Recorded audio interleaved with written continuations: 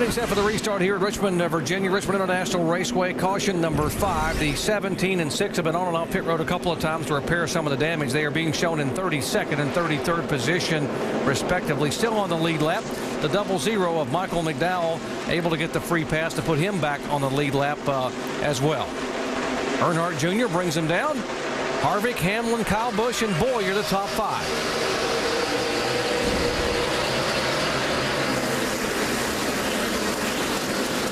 These restarts, a lot of the problems come from guys that their cars primarily have been running good on the bottom, and they're forced up into that outside lane, and they really don't handle that well up there, and so it's making some mistakes by these guys. And kind of vice versa. Some of the guys have been running good on the high side and caught down on the bottom. A lot of guys just running where they don't want to be.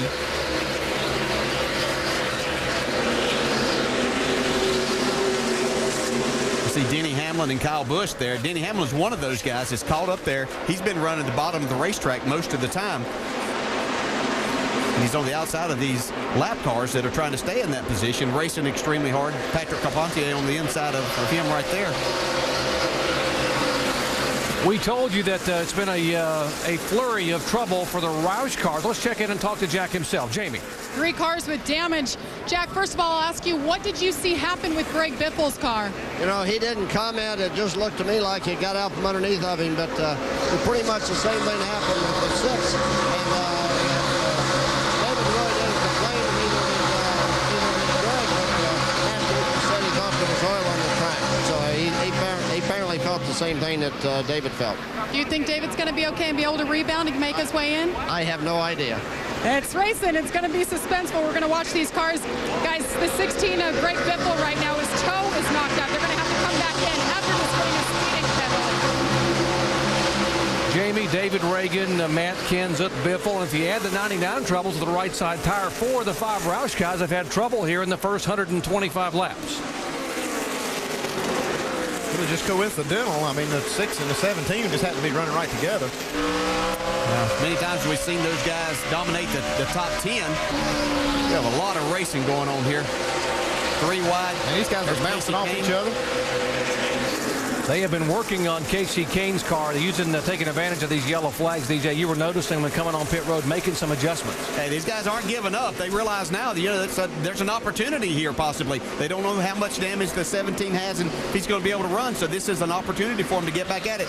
As we see Kevin Harvick trying to go to the bottom side of Dale Jr. here and take the lead back. He has run Jr. down and now runs by Jr. coming off of turn 2 to retake the lead. Harvick had led twice for 42 laps early in this race. That was a classic case of just give and take. Those guys just working together, and it looked like the 29 was just a little faster than Jr. Matt Kenseth came in here 9th in the points. Told you that he had to finish 26th or better or 28th if he were to lead a lap. And we asked Matt about the pressure of what has to happen today in getting in the chase. There is pressure, but I don't really put any extra pressure on the team or myself or any of that. You know, the points pay the same from Daytona all the way to Richmond. So you try to do your best you can every week and not necessarily worry about the points, just worry about things you can control, how fast your car runs, you know, finish as high as you can, do that type of stuff. And guys, we've been tracking the points picture down here in the pit studio just to see what could happen. Could Matt Kenseth get knocked out of this championship by Casey Kane? Because remember, David Reagan right at the screen there is also struggling.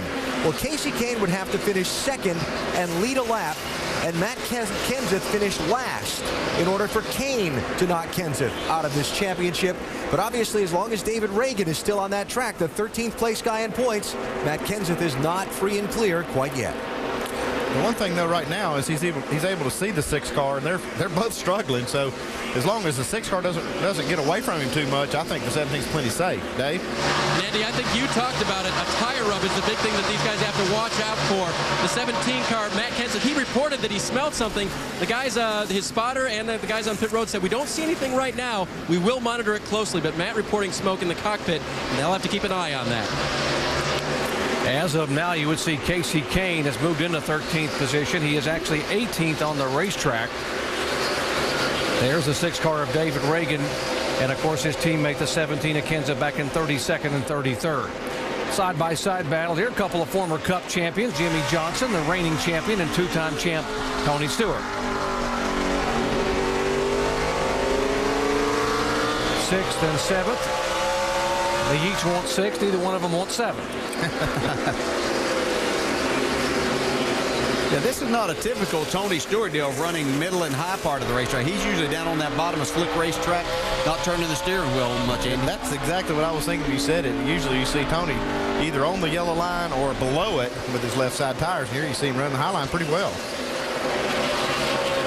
Tony takes the spot away. He's got very good memories of this place. Tony Stewart, a 3-time winner at Richmond, including his very first career NASCAR Sprint Cup Series victory here back in 1999. Back up front, Kevin Harvick had not led a lap in NASCAR Sprint Cup competition since the end of June. He is making up for it here at Richmond today. Coming off back-to-back top 5 finishes at Bristol and California, it is Kevin Harvick showing the way at lap 142.